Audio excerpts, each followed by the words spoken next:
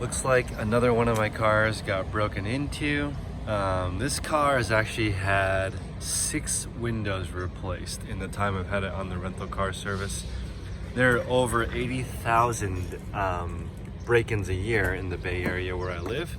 And see, here's the rock, right? So this is what they used to break the window.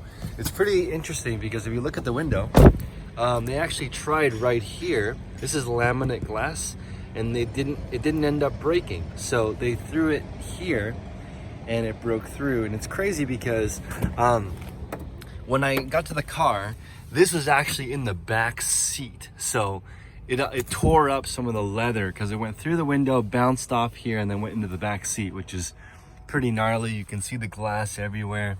The car is on a service called Getaround, so you can see they have these lock boxes that are stored inside the car. For cars that are a little higher value, they install these. So the key can be stored inside here instead of in the visor. Sometimes they put the rental car key in the visor and they disable it so that even though it's a remote key, it doesn't start the car. But it's interesting because they actually tore this out. This is actually stored underneath the seat. And so the person who broke the window obviously knew this was a rental car because they know the key was inside the car. So what they tried to do was steal the car. They broke in, they got the key, but the car has an immobilizer installed, so it actually cannot be stolen because it has the the engine won't start unless the app says it's okay. So they looked through all the glove compartments looking for the key. We're unable to find it, and so they smashed it up. So this is interesting, guys. Should I file charges? That's really the question that I have right now for you guys. Let me know in the chat below if I should file charges. This is crazy because they actually arrested the person who broke into my car, which is crazy. So in California, if you break into a locked car, it's considered a felony. Now, here's the really unusual part. If you break into a car and there's smashed glass and the car is locked, you can't actually prove that the car was unlocked. Which is really crazy. Literally, the only reason why this was considered a felony was because the car showed locked on the actual app, and this is how crazy this is. The 2 burglars who broke into this car, a cop watched them do it. So there was a cop car basically across the park. They watched the kids. The first time they smashed the window, it made a loud noise, but it actually did not break the window. So they observed the kids smashing the window the second time, breaking in, unlocking the car. The alarm went off.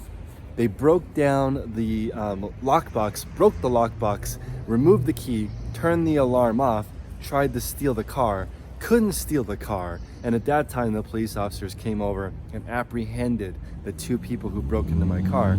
So it's crazy. Should I actually press charges? Right now, I'm at the auto glass repair spot, and they know me on a first name basis at this point.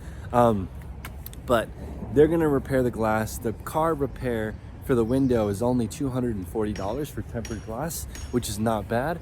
There's actually a few different kinds of tempered glass. This tempered glass is made in China, so it's a little bit cheaper. The factory one is $295. So for $240, it's not worth reporting to my insurance to have a higher insurance premium.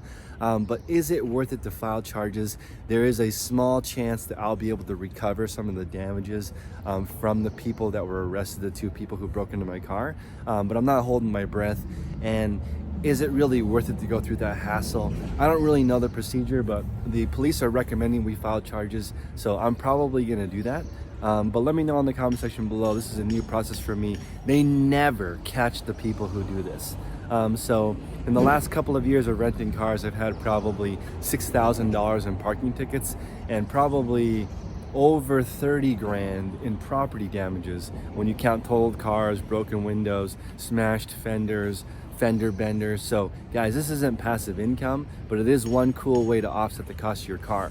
I've also had 0 car expense over the last couple of years because my rental car income has been over my other transportation costs. So it's one way to have a bunch of different cars that you own for different purposes. This one is all-wheel drive, which is fantastic. I can take it to Tahoe or on a trip back to Utah if I ever go back and visit friends.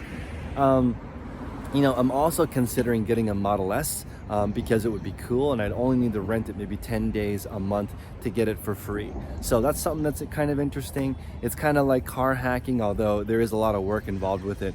I would say that this happens probably once a quarter per car. Hope you're all having a great day. Let me know in the comment section below if you think I should press charges and what you would do in this scenario. Take care.